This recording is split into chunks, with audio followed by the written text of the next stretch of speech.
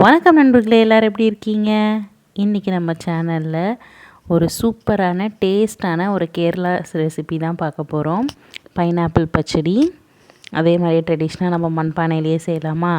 இப்போ கொஞ்சமாக தண்ணி ஊற்றி நம்ம இந்த குட்டி குட்டியாக கட் பண்ணி வச்சுக்கலாம் பைனாப்பிளை. அதை இதோடு சேர்த்து நம்ம வேக வைக்க போகிறோம்.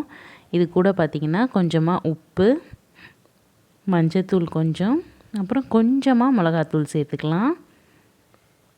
ஏன்னா நம்ம பச்சை மிளகாயை அரைச்சி ஊற்றுவோம். அதனால் கொஞ்சமாக மிளகாத்தூள் சேர்த்தா போதும்.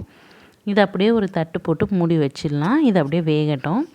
அதுக்குள்ளே பார்த்திங்கன்னா ஒரு மிக்ஸி ஜாரில் ஒரு பச்சை மிளகா, கொஞ்சமாக சீரகம், அப்புறம் பார்த்திங்கன்னா ஒரு அரை முடி அளவுக்கு தேங்காய் துருவல் சேர்த்துருக்கேன். இப்போ இது எல்லாத்தையும் நம்ம அரைச்சி எடுத்துக்கலாம். பாருங்கள், பைனாப்பிளும் நமக்கு நல்லா வெந்துடும்.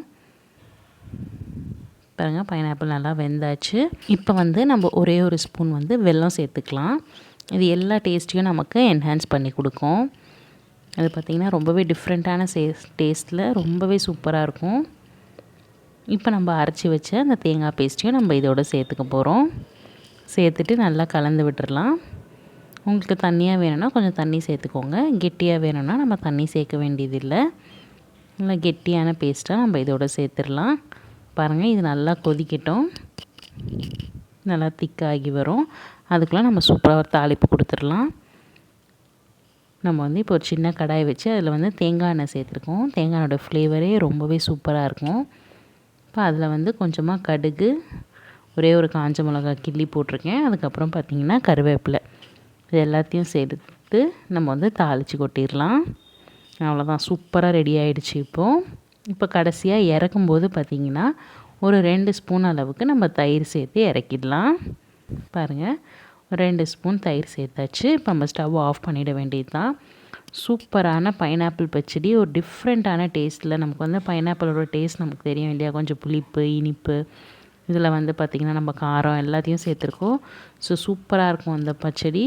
நீங்களும் ட்ரை பண்ணி பாருங்கள். நீங்கள் திக்காக வேணும்னா நம்ம கொஞ்சமாக தண்ணி ஊற்றி வேக வச்சுருக்கலாம். இப்போ இது பார்த்திங்கன்னா நான் பார்த்திங்கன்னா கொஞ்சம் சாதத்துலேயும் பிசைஞ்சு சாப்பிடுவேன். ஸோ நான் ஒரு மீடியமான கன்சிஸ்டன்சியில் வச்சுருக்கேன். இது ஆறின உடனே வர இன்னமும் கூட கொஞ்சம் திக்காகும். இந்த வீடியோ உங்களுக்கு பிடிச்சதுன்னா மறக்காமல் நம்ம சேனலுக்கு சப்ஸ்கிரைப் பண்ணி எங்களுக்கு சப்போர்ட் பண்ணுங்கள். திரும்பவும் இதே மாதிரி ஒரு அட்டகாசமான வீடியோவில் உங்களை பார்க்குறேன். அது வரைக்கும் பாய்.